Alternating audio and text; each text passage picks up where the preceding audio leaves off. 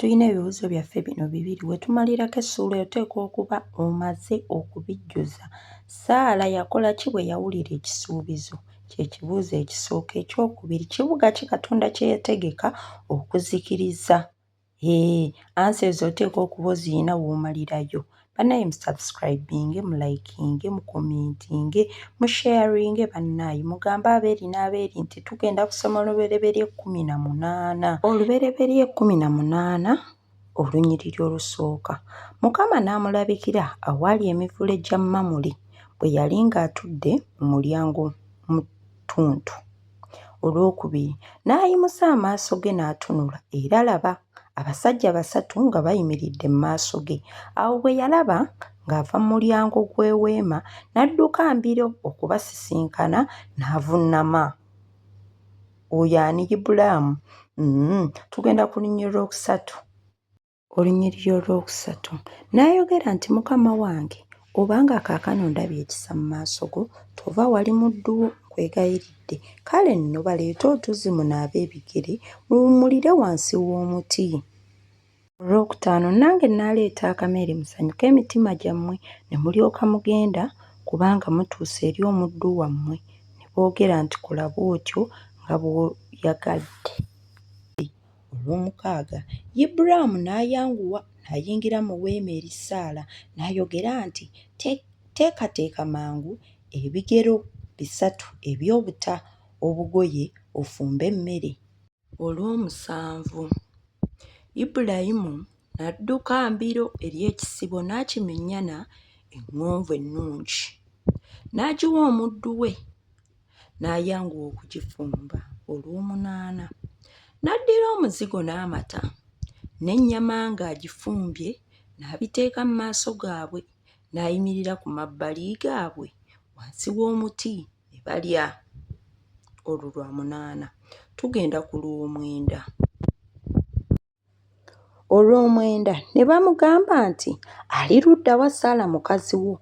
N'ayogera nti laba ali mu weema.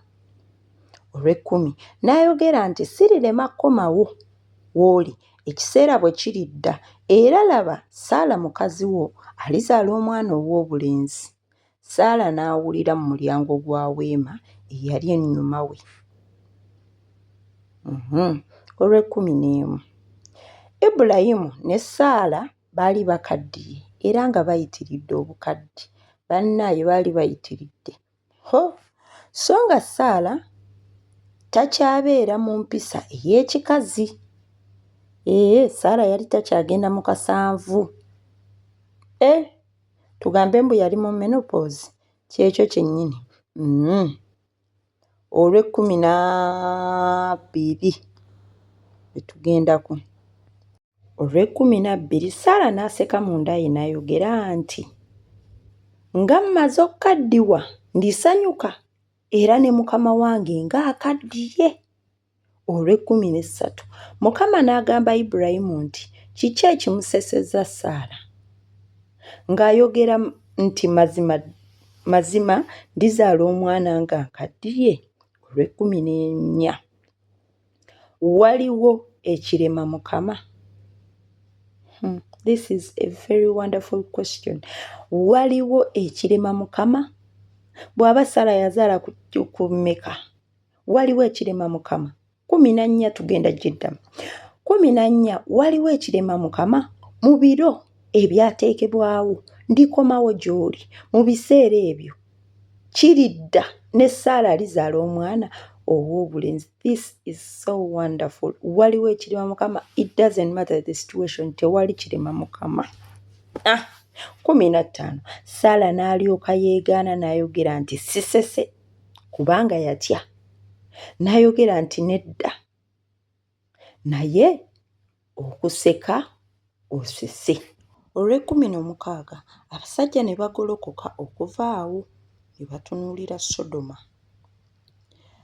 Ibulaamu n'agenda nabo okubawerekerako. 17, Mukama n'ayogera nti Ibulayimu nnaamukisa kyenkola. 18, kubanga Ibulayimu talirema kufuuka ggwanga ddene ery'amaanyi era amawanga gonna ag'omu nsi galiweerwa omukisa mu ye. Olowooza okitegedde. 19. Kubanga kyenaava mumanya alyoke abalagire abaana be ab'ennyumba ye eriddawo okukwatanga ekkubo lya Mukama, okukolanga obutuukirivu n'eby'ensonga Mukama n'alyoka aleeta ku Ibulayimu bye yamwogerako. Olwabiri, Mukama n'ayogera nti kubanga okukaaba kwe Sodoma ne Ggomola kunene era kubanga okwonoona kwabwe kwa kitalo. 21. Na kaakano ndaba nga bakolera ddala ng'okukaaba kwayo bwe kuli okwatuuka eri nze, era obanga tekyali bwe kityo n'amanya. Abasajja ne bavaawo ne bagenda e Sodoma, naye Ibulayimu ng'akyayimiridde mu maaso ga Mukama. 23. Ibulayimu n'asembera n'ayogera nti olizikiriza abatuukirivu wamu n'ababi? 24. Mpozzi mu kibuga mulimu abatuukirivu 5. Olizikiriza ekifo n'otokisonyiwa ku lw'abatuukirivu 5 abakirimu? 25. Kitalo okole bw'otyo okutta abatuukirivu awamu n'ababi, n'okwenkana abatuukirivu ne benkana n'ababi. Kitalo ekyo omulamuzi w'ensi zonna talikikola bya butuukirivu? 26. Mukama n'ayogera nti bwe nnaalaba mu Sodoma abatuukirivu 5 munda mu kibuga, ne ndyoka nsonyiwa ekifo kyonna ku lwabwe. 27. Ibulaamu n'addamu n'ayogera nti laba nno ngezezza nze okwogera ne Mukama newankubadde nga ndi nfuufu, bufuufu n'evvu. 28. Mpozzi ku batuukirivu 5 ne kubulako 5, olizikiriza ekibuga kyonna kubanga 5 babulako? N'ayogera nti sirikizikiriza bwe nnaalabayo 45. 29. N'ayogera nate era mpozzi munaalabika 40. N'ayogera nti sirikikola bwe ntyo ku 40. Olwasatu n'ayogera nti nkwegayiridde Mukama tonsunguwalira nange kanjogere. Mpozzi munaalabika 30. N'ayogera nti sirikikola bwe ntyo bwe nnaalabayo 31. N'ayogera nti laba nno ngezezza okwogera ne Mukama. Mpozzi munaalabika 2. N'ayogera nti sirikikola ku lwabiri abo. 32. N'ayogera nti nkwegayiridde Mukama tonsunguwalira nange kanjogere nate omulundi gumu gwokka. Mpozzi munaalabika 10. N'ayogera nti sirikizikiriza ku lw'10 abo. Kale bannaye Sodoma mwali ababi, waabulayo 10, abantu 10 bwe bati bawonye ekibuga 10 people. This was too much. 33.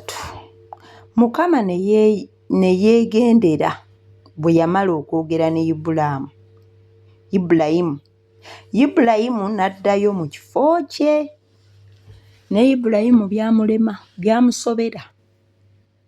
Abantu 10 baabula. Bannaaye tukomyawo olwaleero. Lubereberye bw'atyo 18 bw'agenze. Subscribe.